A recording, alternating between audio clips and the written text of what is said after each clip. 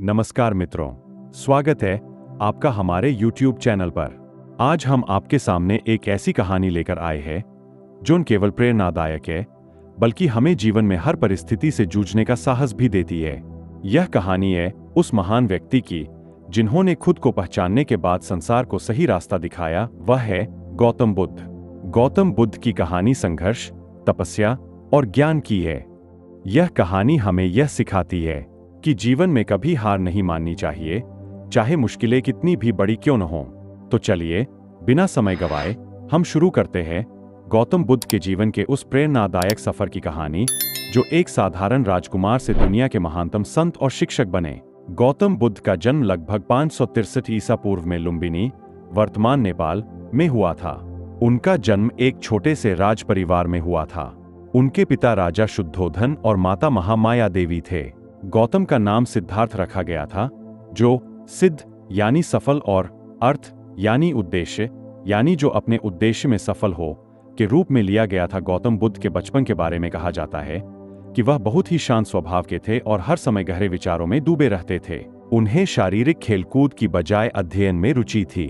राजा शुद्धोधन ने यह सुनिश्चित करने के लिए कि उनका बेटा कभी दुख न देखे, सिद्धार्थ को महल के भीतर ही रखा। जब सिद्धार्थ जवान हुए तो एक दिन उन्होंने महल के बाहर जाने का निर्णय लिया। यह उनकी जिंदगी का मोड़ था। पहली बार उन्होंने दुनिया के दुखों को देखा।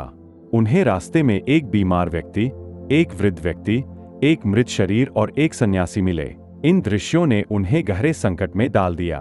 उन्हें यह समझ में आया कि जीवन में दुख और मृत्यु अपरिहार्य है। यह घटना उनके जीवन को पूरी तरह से बदलने वाली साबित हुई। सिद्धार्थ ने अपनी पत्नी यशोधरा और बेटे राहुल को छोड़ने का कठोर निर्णय लिया। वह घर छोड़कर एक सन्यासी बनने का निश्चय करते हैं। वह यह समझते हैं कि सत्य और ज्ञान प्राप्त करने के लिए उन्हें भिक्षाटन, तपस्या और ध्यान के माध्यम से जीवन की गहरी सच्चाई को जानना होगा। सिद्धार्थ ने कई सालों तक कठोर तपस्या की। उन्होंने शारीरिक कष्ट सहने के लिए भोजन और जल का त्याग कर दिया था। उनका उद्देश्य था कि वे आत्मज्ञान प्राप्त करें। लेकिन समय के साथ यह समझ में आया कि यह रास्ता सही नहीं था। अधिक कठोर तपस्या से शरीर कमजोर हो रहा था और मानसिक शांति की स्थिति भी प्राप्त नहीं हो रही थी। उन्होंने यह स्वीकार किया कि आत्मज्ञान पाने के लिए कठोर तपस्या के बजाय संतुलित जीवन जीना आवश्यक है। एक दिन सिद्धार्थ ने बोधगया के एक बोधि वृक्ष के नीचे ध्यान करना शुरू किया। उन्होंने दृढ़ निश्चय किया कि जब तक वे सत्य को नहीं पा लेते तब तक इस स्थान से नहीं उठेंगे। कई दिनों तक गहरे ध्यान में रहने के बाद उन्होंने बुद्धत्व प्राप्त किया। उन्हें यह ज्ञान प्राप्त हुआ कि जीवन में दुख के कारण और उसका निवारण कैसे किया जा सकता है। यह ज्ञान उन्हें शांति और संतुलन की स्थिति में ले आया। उन्होंने इसे 4 आर्य सत्य और 8 मार्ग के रूप में समर्पित किया। बुद्धत्व प्राप्ति के बाद गौतम बुद्ध ने अपनी शिक्षा देना शुरू किया। उन्होंने दुख, संसार की पीड़ा, दुख का कारण, दुख का समाप्ति और दुख का निवारण के बारे में बताया। उन्होंने यह भी बताया कि सही आचरण, ध्यान और साधना के माध्यम से हम जीवन में शांति और संतुलन प्राप्त कर सकते हैं। उनकी शिक्षा को सुनने के लिए हजारों लोग आए और गौतम बुद्ध ने उन्हें संसार के दुखों से मुक्ति पाने का रास्ता बताया। गौतम बुद्ध का जीवन सरल और निस्वार्थ था। 80 वर्ष की आयु में बुद्ध ने अंतिम समय में भी अपनी शांति और संतुलन को बनाए रखा। उन्होंने अपने शिष्यों को उपदेश दिया और निर्वाण की प्राप्ति के बाद परिनिर्वाण की ओर अग्रसर हो गए।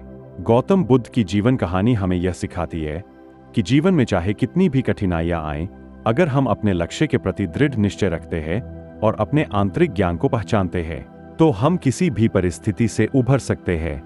उनका जीवन यह संदेश देता है कि हम सभी के भीतर शक्ति और ज्ञान छिपा होता है और हमें कभी भी अपनी आंतरिक शांति और संतुलन को खोने नहीं देना चाहिए। दोस्तों, उम्मीद है कि आपको उनकी शिक्षाएं और जीवन के संघर्षों से प्रेरणा मिली होगी।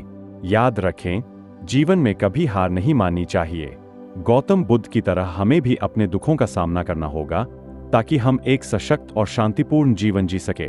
दोस्तों, मैं उम्मीद करता हूं कि आपको आज की वीडियो पसंद आई होगी। तो इस वीडियो को उस इंसान को शेयर करें जिसे यह कहानी सुनने की जरूरत है और चैनल इंस्पायर्ड ओनली मी को सब्सक्राइब करें। तो दोस्तों, चलिए फिर मिलते हैं ऐसी एक और नई वीडियो में एक नए मैसेज के साथ। तब तक के लिए अपना ख्याल रखें।